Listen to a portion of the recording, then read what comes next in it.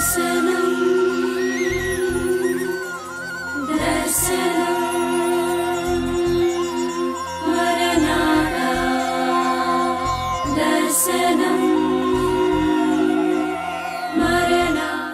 సువార్త ప్రకటించినా ఏమండి ఎన్ని విధాలుగా దేవుడి కార్యాలు కళ్ళ కట్టినట్లు చెప్పుతూ ప్రకటిస్తూ ఆయా రూపాల్లో మనం చెప్పిన వినకుండా ఏమండి యేసునందు విశ్వాసం ఉంచకుండా మృతి పొందిన వాళ్ళు ఉంటారు కదా ఏమండి, వాళ్ళు కూడా ఆ రోజు ఏమవుతారు? పునరుద్ధానం వాళ్ళు ఎందుకు ఏ పునరుద్ధానం పొందుతారు? తీర్పు పునరుద్ధానం పొందుతారు. వాళ్ళకి ఏముంది? తీర్పు ఉంది. వారు చేసిన మనం ప్రతి దానికి దేవుడు అంటాడు, ఎవరు చేసిన క్రియల ఫలితం వాళ్ళకి దేవుడు అనుగ్రహించే రోజు ఒకటి ఉంది. హల్లెలూయా. ఏముంది ఆ రోజు? తీర్పు ఉంది. ఆ తీర్పులో నిలబడినప్పుడు ఏమండి వాళ్ళు నిత్య నరకానికి, నిత్య నరకాగ్ని గుండానికి ఆ తీర్పు ద్వారా వెళతారు.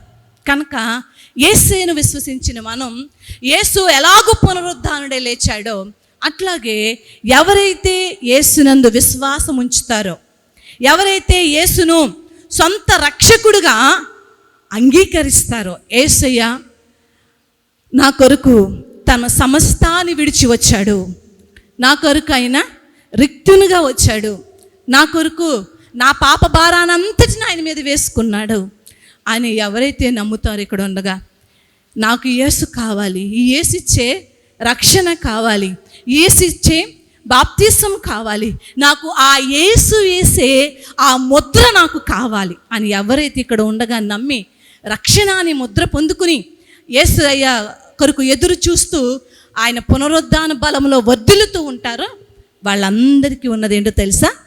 జీవ పునరుద్ధానం. అంటే వాళ్ళ మీద ఇంకా రెండో మరణం అనేది ఉండదు. ఇంకా దేవునికి స్తోత్రం కలుగును గాక.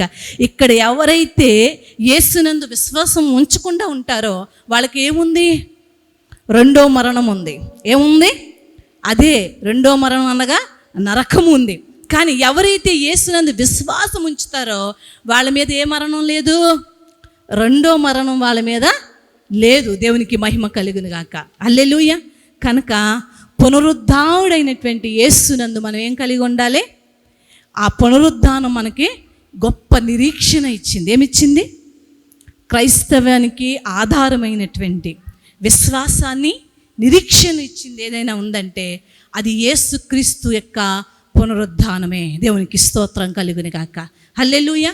ఫిలిప్పీ పత్రిక 3వ అధ్యాయం 10వ వచనం 11వ వచనం.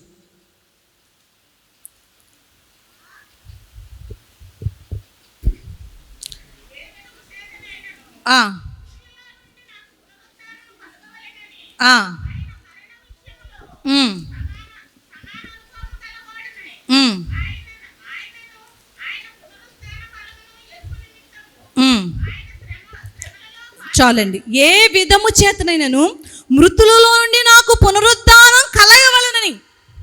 దేంట్లోంచి? మృతులలో నుంచి ఏం కలగాలి? పునరుద్ధానం కలగాలని ఎవరైతే కోరుకుంటామో వాళ్ళకి ఇందాక నేను చెప్పింది ఏం తెలుసా? ప్రభువుని స్వరక్షకుడిగా అంగీకరించినట్లయితే వాళ్ళకి ఏం కలుగుతుందంటే పునరుద్ధానము, మృతులలో నుండి పునరుద్ధానం కలుగుతుంది. దేవునికి స్తోత్రం కలుగును గాక. అయితే ఆయన మరణ విషయములో సమానుభవం గలవాడవై ఆయనను ఆయన పునరుద్ధాన బలమును ఎరుగు నిమిత్తము. హల్లెలూయా. పునరుద్ధానం ఒకటి సరిపోదు. తర్వాత ఏమవ్వాలి?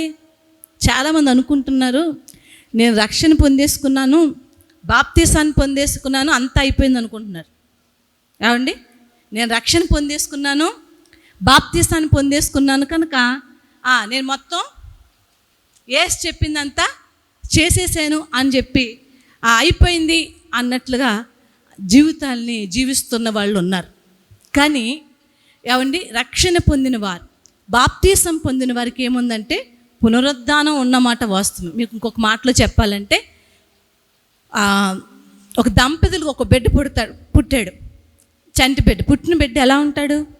అన్ని అవయవాలు ఉంటాయండి, కాళ్ళు చేతులు అన్నీ ఉంటాయి కదా, ఉంటాయి. కానీ ఆయన చేతులతో ఆ బిడ్డ ఏదైనా చేయగలడా? కాళ్ళతో ఆయన నిలబడగలడా? పోనీ మనం నిలబెడితే నిలబడతాడా? నిలబడతాడా? నిలబడ్డా. ఎందుకని? పుట్టాడు కానీ బలం లేదు. ఏం లేదు? పుట్టాడు కానీ నిలబడేంత బలం లేదు. పుట్టాడు ఆ చేతులతో ఏదో చేసేంత బలం ఆయనకు లేదు. కనుక అక్కడ ఉన్న తల్లిలో తండ్రి ఇంకెవరు ఉంటే వాళ్ళు ఏం చేస్తారు? ఆ బిడ్డకు కావాల్సినవన్నీ చేసి ఆ బిడ్డను బలవంతుడిగా చేయడానికి కదా, నెలలకు తగ్గట్టుగా, సంవత్సరానికి తగ్గట్టుగా ఆ బిడ్డకు కావాల్సిన పెడుతూ, పోషిస్తూ, పెంచుతూ పెద్దోడిని చేస్తారు. అవునా? పెద్దోడైన తర్వాత అలా పడుకుని ఉంటాడా? ఏం చేస్తాడు? తన చేతులతో ఏ పని చేయాలో పని చేస్తారు. అవునా కదా? తన కాళ్ళతో నిలబడతాడు, నడుస్తాడు, పరిగెడతాడు, ఏదో ఒక వర్క్ని చేస్తాడు. అవునా కదా? ఏదో ఒకటి చేస్తాడు. ఎందుకని? పని చేయగలిగినటువంటి సామర్థ్యం కలిగింది. అవునా? పని చేయగలిగిన బలం వచ్చింది ఆయనకి. ఎప్పుడొచ్చింది? పుట్టిన వెంటనే వచ్చిందా? సేమ్ దేవునిలో కూడా అంతే. చాలామంది అనుకుంటున్నారు రక్షణ పొందాను సరిపోయింది అనుకుంటున్నారు. రక్షణ పొందిన వ్యక్తి పుట్టిన పిల్లోడితో సమానం. పుట్టిన పిల్లోడు పుట్టాడా? మనం యేసులో పుట్టామా? పుట్టాం. కానీ ఎప్పుడు బలవంతులు అవుతాం? ఎదగాలి. పుట్టిన వాళ్ళు ఏమవ్వాలి? ఎదగాలి. ఎదుగుతూ ఉంటే దేంట్లో ఎదగాలి? చంటి పిల్లోడు ఎదగాలంటే మంచి ఫుడ్ పెడుతున్నారు కదా, అవునా కదా? ఏ వయసుకు తగ్గ ఫుడ్ ఆ సమయంలో పెడతా ఉంటారు. అవునా? అట్లాగే మనకు ఫుడ్ ఏంటది? మనకి ఆత్మీయ జీవితంలో పుట్టిన మనకు ఫుడ్ ఏంటి? వాక్యం. దేవునికి స్తోత్రం కలుగును గాక. ఈ వాక్యాన్ని మనం చదవాలి, ధ్యానించాలి, వినాలి, విన్నదాని ప్రకారం నడుచుకోవాలండి. దేవునికి స్తోత్రం కలుగును. అప్పుడు నువ్వేమవుతావంటే ఎదుగుతూ మొదలెడతావు. దేవునికి స్తోత్రం కలుగును గాక. హల్లెలూయా. అప్పుడు నీ చేతులు బలాన్ని పుంజుకుంటాయి, నీ కాళ్ళు బలాన్ని పుంజుకుంటాయి, నీ వెన్నెముక బలాన్ని పుంజుకుంటుంది. నీ శరీరంలో ఉన్నటువంటి ఆ బాలుడు ఎట్లాగూ నెలకు సంవత్సరానికి బలంగా ఎలాగో తీర్చబడుతున్నాడో అట్లాగే మనం కూడా ఆ వాక్యమందును, ప్రార్థన యందును, ఏమండి రొట్టె విడిచిట యందును, సంఘ సహవాసం అందును, ఆ నియామక కూటముల యందును, ఏమండి ఉపవాసముల యందును, వీటి యందు మనం ఎడతెగక ఉన్నప్పుడు ఆ చంటి బిడ్డ నెల ఎలా బలాన్ని పొందుకుని వృద్ధి అవుతున్నాడో అలాగే విశ్వాస జీవితంలో బాలులమైన మనం, చంటి బిడ్డలమైన మనం దినదినము బలాన్ని పొందుకుని బలవంతులుగా తీర్చిదిద్దబడతామండి. దేవునికి స్తోత్రం కలుగును గాక. అందుకని రోమాపత్రిక అపోస్తలుడైన పౌలు అంటున్నాడు, మీరు పునరుద్ధానం కలగవలననే కాదండి, మీరు ఏం పొందుకోవాలి తెలుసా? పునరుద్ధాన బలములో ఎదగాలి మీరు. దేవునికి స్తోత్రం కలుగును గాక. ఎదుగుతున్నారా పునరుద్ధాన బలంలో? యేసు మృతి పొంది తిరిగి లేచి పునరుద్ధానుడై ఆయన ఆరాధించినప్పుడల్లా మన చెంతకు వచ్చి ఆయన పునరుద్ధాన బలాన్ని ఇస్తున్నాడు. ఆరాధించినప్పుడల్లా మన చెంతకు వచ్చి పరిశుద్ధాత్మ బలాన్ని ఇస్తున్నాడు. చూడండి 20 అధ్యాయం ఇందాక తీమన్నాను కదా, యోహాను సువార్త 20 అధ్యాయం చూడండి. యోహాను సువార్త 20 అధ్యాయము 22వ వచనం చదవండి అమ్మా. ఆయన ఈ మాట చెప్పి వారి మీద ఊది పరిశుద్ధాత్మను పొందుడి, మీరు ఎవరి పాపములు క్షమింతురో అని వారి క్షమింపబడును. చాలండి. ఇక్కడ వీళ్ళు ఏ సందర్భం అంటే ఇక్కడ చదివిన సందర్భం చెప్తాను, తర్వాత మీరు ఇంటికి వెళ్ళి చదువుకోండి. ఏ సందర్భంలో చెప్పబడుతుందంటే యేసు మరణం పొందిన తర్వాత శిష్యులైన వారు భయంతో, ఆందోళనతో ఏమండి ఒక గదిలోకి వెళ్ళి తలుపులు వేసుకుని వణుకుపోతున్నారు. ఏమని? యేసుని సిలివేసేశారు. యేసు వెనకాల మనం తిరిగేమో గనక మనం ఎక్కడున్నామో కనిపెట్టి మనల్ని కూడా చంపేస్తారు. యేసు మనతో లేడు, అయ్యో యేసు మాతో లేడు, అయ్యో అంటూ భయపడుతూ, ఆందోళన చెందుతూ, కలవరం పడుతూ వాళ్ళు రూమ్లోకి వెళ్ళి తలుపులు వేసుకుని వణుకుపోతున్నారు. అప్పుడు యేసు ఏమండి పునరుద్ధానుడై తిరిగి లేచిన యేసు ఆ గదిలోకి వెళ్ళి వాళ్ళు ఎక్కడ భయపడుతున్నారో తలుపులు వేసుకుని ఆ గదిలోకి వెళ్ళి వాళ్ళతో చెప్తాడు. ఏమని తెలుసా? వాళ్ళ మీద ఓదగా వాళ్ళు పరిశుద్ధాత్మ శక్తిని పొందుకున్నారు. దేవునికి స్తోత్రం కలుగును గాక. హల్లెలూయా. అంటే పునరుద్ధానుడైన యేసు మనకి ఏమిస్తున్నాడు చెప్పాలి మీరు. ఏమిస్తున్నాడు? చదివాం కదా. ఏమిస్తున్నాడు? పరిశుద్ధాత్మ శక్తిని అనుగ్రహిస్తున్నాడు. దేవునికి స్తోత్రం కలుగును గాక. ఆ పరిశుద్ధాత్మ శక్తి మనల్ని ఏం చేస్తుందో తెలుసండి? ఏం చేస్తుంది? దినదినము రోజులు గడుస్తున్న కొద్దీ, నెలలు గడుస్తున్న కొద్దీ, సంవత్సరాలు గడుస్తున్న కొద్దీ బలవంతులుగా తీర్చిదిద్దుతుందండి. దేవునికి మహిమ కలుగును గాక. హల్లెలూయా. కనుక పునరుద్ధానం మనకేమిస్తుంది? ఆత్మబలాన్ని ఇస్తుంది. హల్లెలూయా. యేసు పునరుద్ధాన నిరీక్షణ ఇచ్చింది. యేసు పునరుద్ధానం ఏమిస్తుంది? పరిశుద్ధాత్మ బలమునిస్తుంది. ఈ పరిశుద్ధాత్మ బలం మనల్ని ఏం చేస్తుందండి? మన బాధలలో, మన వేదనలో, మన అనారోగ్యాల్లో, మన ఆత్మీయ బలహీనతలలో, అన్ని పరిస్థితుల్లోనండి వాటిని జయించి నిలబడే సామర్థ్యాన్ని పరిశుద్ధాత్మ దేవుడు అనుగ్రహిస్తాడు. హల్లెలూయా. చాలామంది ఏం చేస్తున్నారంటే రక్షణ పొందుకుని మేము యేసునందు ఉన్నాం, మేము బాప్తిసం పొందాం, యేసు బిడ్డలు అయిపోయింది అనుకుని సరిపెట్టేసుకుంటూ ఎప్పుడో నెలకో లేక సంవత్సరానికో వచ్చి ప్రభు బల తీసుకుని సరిపెట్టేసుకుంటున్న వాళ్ళు ఉన్నారు. కానీ మీరు జాగ్రత్తగా వినండి.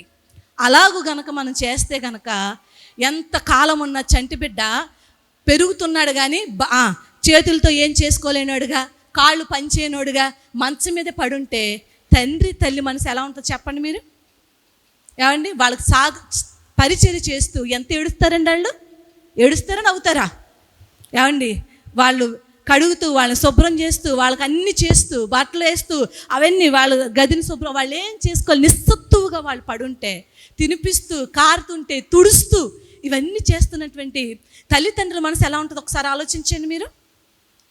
బిడ్డ పుట్టాడు కానీ ఆ బిడ్డలో ఏమి లేదు.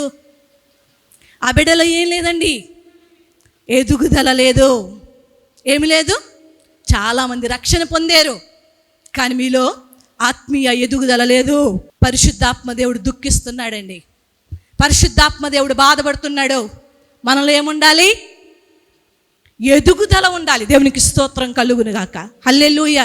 ఎప్పుడైతే ప్రార్థన యందు, వాక్యమందు, రొట్టె విడుచుట యందు, సంఘ సహవాసమందు ఎడతెగక మనం ఉంటామో అప్పుడు ఏమవుద్దంటే దుష్టుడు వచ్చి మన ముందు ఎన్ని పాపపు ఆకర్షణలు చూపించినా దానికి లొంగిపోకుండా ఏం చేస్తామండి? దాన్ని జయించి నిలబడతాం. హల్లెలూయా. అలాగూ మనం బలపడలేదు అనుకోండి, మనం పసికందలుగా ఉన్నాం అనుకోండి, అండ్ పసికందల దగ్గరికి వెళ్ళి నువ్వు ఏమిచ్చినా చేతికి ఆడేం చేస్తాడు? విషాన్ని ముంచి ఒక ఏళ్ళు తీసుకుని నోట్లో పెట్టండి, చంటి పెట్టుకి చీకేస్తాడా? అవునా? అలాగే రక్షణ పొందిన చాలామంది బలంలో ఎదగకుండా, పరిశుద్ధాత్మలో ఎదగకుండా, పునరుద్ధాన బలంలో ఎదుగుదల లేకుండా ఎలా ఉన్నారంటే ఏ పాపం కనబడితే లోకంలో దుష్టుడు మాయా స్వరూపి కదాడు, మాయలు చూపిస్తూ ఉంటాడు, అందాన్ని చూపిస్తూ ఉంటాడు, భ్రమలు చూపిస్తూ ఉంటాడు, అక్కడ ఏదో ఆ పాపంలో ఏదో సంతోషం ఉన్నట్లు చూపిస్తూ ఉంటాడు. ఆ వాటికి ఆకర్షితులైపోతున్నారు. ఎందుకో తెలుసా? ఎందుకు ఆకర్షితులు? వీళ్ళకి తెలియట్లా. ఎందుకు తెలియట్లా? తెలిసినా దాన్ని అధిగమించలేకపోతారు. ఎందుకు అధిగమించలేకపోతున్నారు? ఎందుకు పాపానికి దాసులైపోతున్నారు?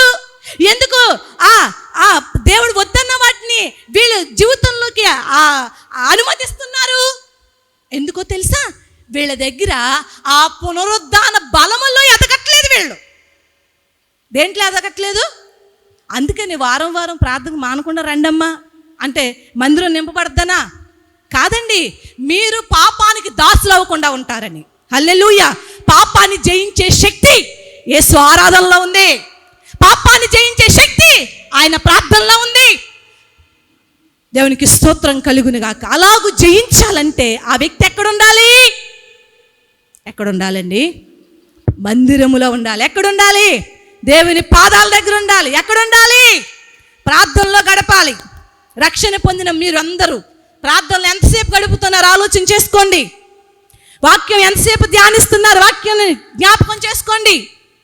దేవుని వాక్యానికి లోబడి బ్రతుకుతున్నారా లేదా జ్ఞాపకం చేసుకోండి. ఒకవేళ ఆ పరిస్థితుల్లో కనుక మీరు లేకపోతే ఇప్పుడైనా పరిశుద్ధాత్మ దేవుడు చెప్తున్నాడు ఏమన్నా తెలుసా? మిమ్మల్ని నేను బలపరచడానికి వచ్చాను ఇక్కడికి. మిమ్మల్ని బలపరుస్తాను, నేను మీకు బలమైన ఆహారాన్ని పెడతాను, మిమ్మల్ని నేను బలవంతుల్ని చేస్తాను, నా మాట విని లోబడండి అని చెప్తున్నాడు. దేవునికి స్తోత్రం కలుగును గాక.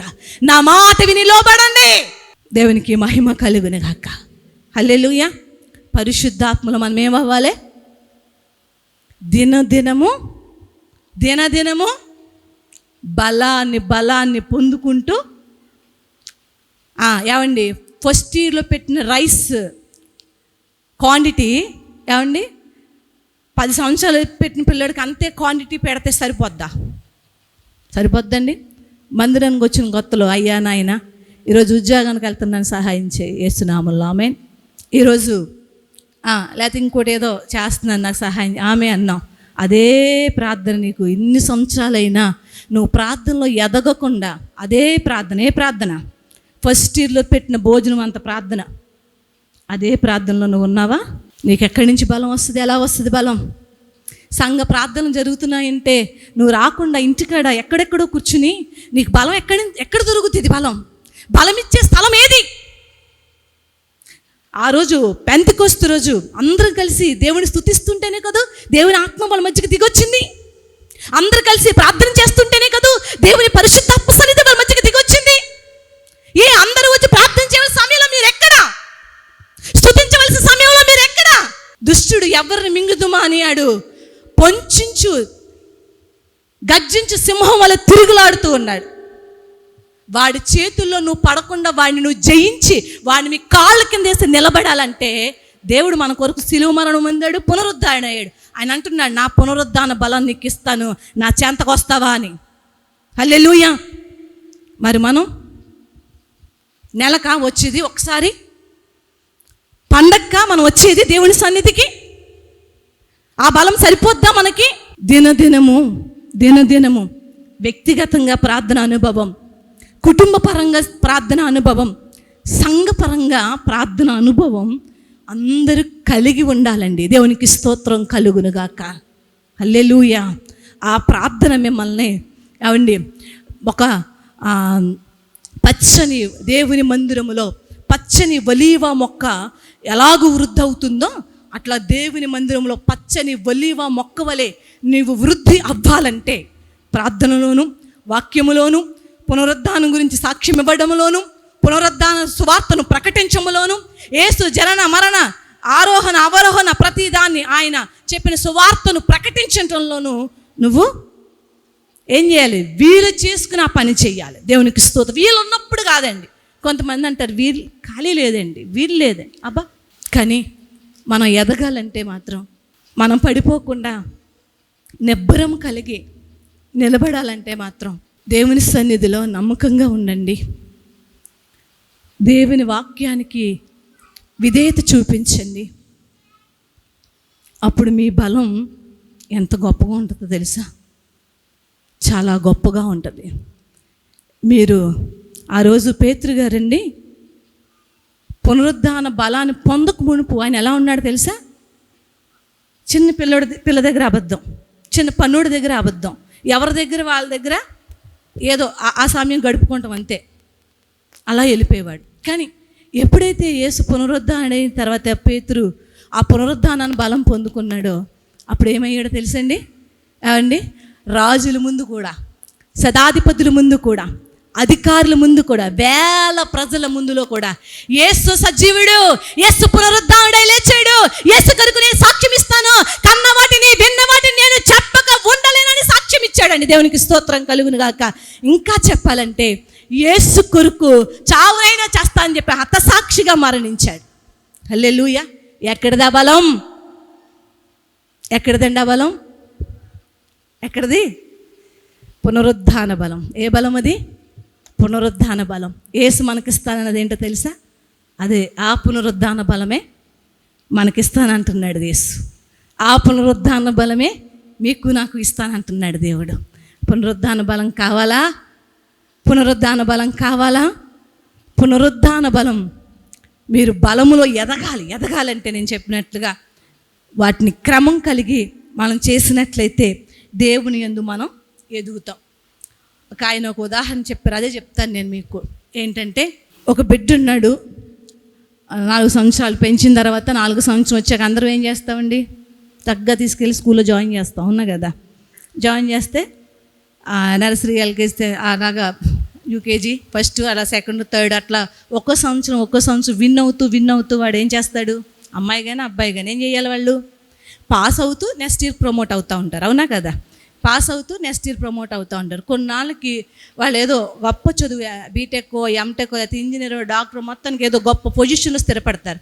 స్థిరపడిన తర్వాత అంతకుముందు ఎన్నో సంతకాలు పెట్టుంటారు కదా. 10th పరీక్షలో సంతకాలు పెట్టారు పిల్లలు. పెట్టారు. ఆధార్ కార్డు మీద ఒకటి, ఇంకో దాని మీద బోల్డ్ సంతకాలు, ఇంకా అంతకుముందు బోల్డ్ పెడతాం కదా. కానీ ఏమని ఆ తర్వాత మనం ప్రమోట్ అయ్యి గొప్ప స్థితిలో ఉండి ₹1,00,000 మీద ఒక సంతకం పెడితే నీ సంతకం ₹1,00,000 తీసుకొస్తుంది. హల్లెలూయా. మీకు అర్థమవుతుందంటే ఆ ఎదుగుతున్న వ్యక్తికి అంత విలువ. ఎదిగే కొద్దీ ఏమవుద్ది? చంటి పిల్లడు ఏం చేస్తాడు? సంతకం పెట్టిన ఉపయోగం ఉందా? పేర్లు రాస్తారు కదా, కారు మీద బయట పెడితే దుమ్మెడితే దాని మీద పేర్లు రాసేస్తారు పిల్లలు. వాళ్ళు పేర్లు రాసేసుకుంటారు ఏళ్లతో, అవునా? పేపర్ల మీద రాసేస్తారు, కింద రాసేస్తారు, ఎక్కడ పెడితే అట్లా విలువ ఉందా? ఎందుకు విలువ వచ్చింది? సంవత్సరం వాళ్ళు ఏమయ్యారు? ఎదిగారు కదా. వాళ్ళ పొజిషన్, వాళ్ళు కష్టపడి చదివి విన్ అవుతూ ఎదిగి ఒక స్థాయికి వెళ్ళారు. ఇప్పుడు వాళ్ళు ఏం చేయగలరు? ఒక స్థాయిలోకి వచ్చిన తర్వాత ఒక చిన్న సంతకం ఎంత గొప్ప పనులు చేస్తుంది. హల్లెలూయా, హల్లెలూయా. అలాగే యేసులో మనం బాలులుగా ఉండడానికి వీల్లేదు.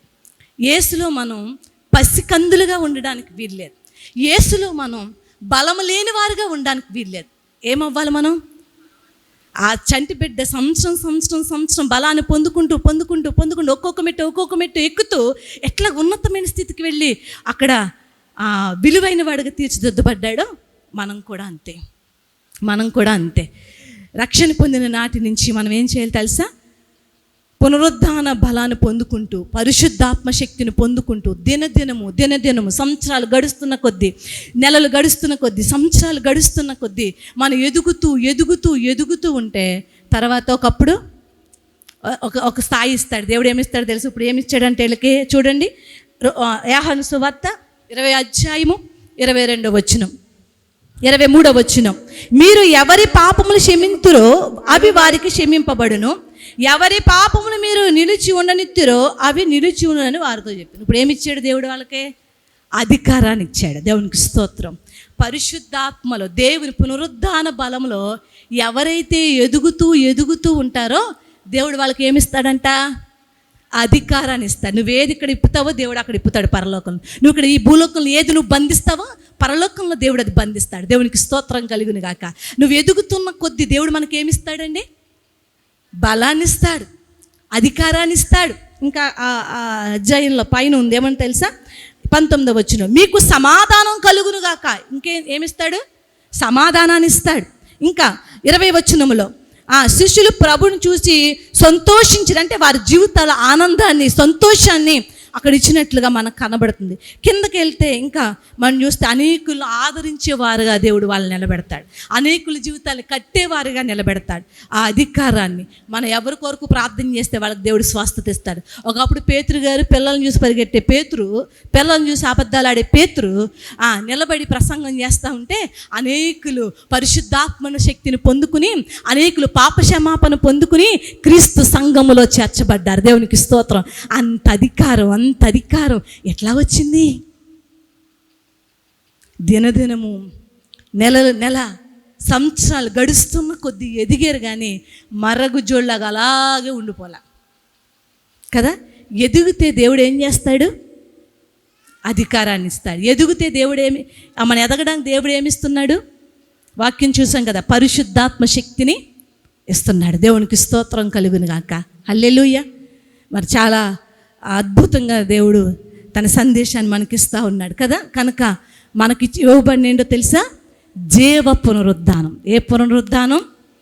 జీవ పునరుద్ధానం ఆయన పొంది, ఆయన పునరుద్ధానంలో ఉన్న బలాన్ని మనకు అనుగ్రహిస్తూ మనకు చెప్తున్నాడు. యేసునందు విశ్వసించిన వారందరూ కూడా మరణించిన తర్వాత ఎలాగే నాలాగే పునరుద్ధానులై ఆయన 2వ రాకల్లో ఎత్తబడతారు. దేవునికి స్తోత్రం కలుగును గాక. హల్లెలూయా, హల్లెలూయా. అలాగూ మనం ఉండాలంటే కనుక అట్లాగూ ఆ పునరుద్ధాన బలాన్ని, ఆ పునరుద్ధాన శక్తి, అంతేకాకుండా ప్రకటన గ్రంథం 20:6 చూడండి చివరగా. ఈ మొదటి పునరుద్ధానంలో పాలుగలవారు ధన్యులను. చాలండి. మొదటి పునరుద్ధానంలో పాలుగలవారు ధన్యులు. ఎవరైతే ఆ పునరుద్ధానంలో పాలు పొందుతారో వాళ్ళందరూ ధన్యులు. హల్లెలూయా.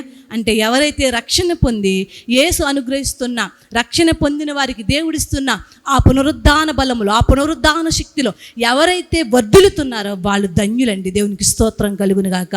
వాళ్ళు దేవుడు రాకల్లో, 2వ రాకల్లో ఆయనతో పాటు ఎత్తబడి ఆయనతో పాటు 1000 ఏళ్ళు మధ్యాకాశంలో ఆ గొప్ప విందు జరుగుతుంది, వివాహోత్సవం జరుగుతుంది. అది అయిన తర్వాత ఆయనతో పాటు 24 మంది పెద్దలతోనూ ఏమండి దూత గణాంగములతోనూ యేసునాథునితోనూ ఆ రోజు లాజరు కూర్చున్నాడే అబ్రహాం రోమున, అట్లా మనం యేసు సాన్నిధ్యంలో కూర్చుని నిత్యము యేసురాజుకు జై, నిత్యము దేవుడి పరిశుద్ధుడు, నిత్యము దేవుడిని గణపరుస్తూ వేవేల దూత గణాలతో అద్భుతంగా కొనియాడుతూ అసలు బాధ, నొప్పి, కష్టం, ఇరుకు, ఆకలి, ఇబ్బంది ఇవేవి లేని రాజ్యం, ఆకలి దప్పికల లేని రాజ్యములో నిత్యము మనం నివాసం చేస్తామండి. దేవునికి స్తోత్రం. యుగాలు దేవునికి మహిమ కలిగిన గాక. అది పొందుకునే అవకాశం ఇక్కడే, యేసునందు విశ్వసించిన వారికి, తర్వాత యేసు పునరుద్ధాన బలములో ఎదుగుతున్న వారికి. హల్లెలూయా. యేసునందు విశ్వసించాలి, తర్వాత ఎదగాలి. ఎదుగుతున్న వాళ్ళు ఏమవుతారు? దినదినము ఆయన ఆత్మతో నింపబడుతూ, ప్రభావంతో నింపబడుతూ, మహిమతో నింపబడుతూ, ఏమండి మనల్ని చూసిన వాళ్ళు, మన మాట చూసిన వాళ్ళు యేసు మాటలా ఉన్నాయి, మన నడవడికను చూసిన వాళ్ళు యేసు చెప్పినట్లే యథార్థంగా ఉంటారు. మన జీవితాన్ని చూసిన వారు యేసు గుణగణాలు మన జీవితంలో కొట్టొచ్చినట్టు కనబడతాయండి. హల్లెలూయా, హల్లెలూయా. అలాగూ కనబడి దేవునికి మహిమ తెచ్చే జీవితంగా ఈ జీవితం ఉండాలంటే యేసు పునరుద్ధాన బలములో, ఆత్మ బలములో దినదినము ఎదుగుతున్న వారమై నిరీక్షణతో ఆయన సంతోషపెట్టాలని కాంక్షతో మనం బ్రతుకుదాం. దేవునిలో దినదినం వర్ధిల్లుదాం. రక్షణ ఒకటి సరిపోదు, రక్షణ పొందిన తర్వాత ఎదగాలి. అప్పుడు దేవుడికి అక్కడికి రావాలి, దేశానికి అక్కడికి రావాలి. అట్టి కృపను, అట్టి భాగ్యాన్ని దేవుడు మీకు, నాకు, అందరికీ అనుగ్రహించి ఈ పునరుద్ధాన బలముతో మన ముందున్న జీవితం మరింతగా ప్రభావంతో మహిమతో దేవుడు మనల్ని నడిపించునుగాక. చిన్న ప్రార్థన చేసుకుందాం. పరిశుద్ధుడా, గొప్ప దేవా, నీకు వందనాలు చెల్లిస్తున్నాం. ఇదిగో నాయన, నువ్వు మాతో మాట్లాడిన ప్రతి మాట కొరకు నీకు వందనాలు నాయన. అవునయ్యా, ఇప్పటి వరకు రక్షణ పొందుకుంటే సరిపోద్ది అనుకున్నాం. కాదు నాయన, ఆ రక్షణలో మేము ఎదగాలి. వాక్యమందు, ప్రార్థన యందు, సంఘ పరిచర్యలోను, సంఘ సహవాసములోను, రొట్టు విడిచిటయందు ఆయన ప్రతి దాంట్లో మేము ఎదిగి వర్ధిల్లి నాయన అయ్యా యేసయ్యా, మా ద్వారా అనేకుల్ని సన్నిధికి నడిపించాలి, మా ద్వారా అనేకుల్ని వైపు త్రిప్పాలి, నీ వైపు నడిపించాలి నాయన. మమ్మల్ని చూచిన వారు నాయన నీ గుణగణాలను చూడాలి. మాలో అట్టి కృపను, అట్టి భాగ్యాన్ని, అట్టి పునరుద్ధాన బలమును మాలో మెండుగా అనుగ్రహించమని మరొకసారి మృత్యుంజయుడైనటువంటి యేసు నామములో అడిగి వేడుకుని ప్రార్థిస్తున్నాం తండ్రి. ఆమేన్. అందరికీ వందనాలండి.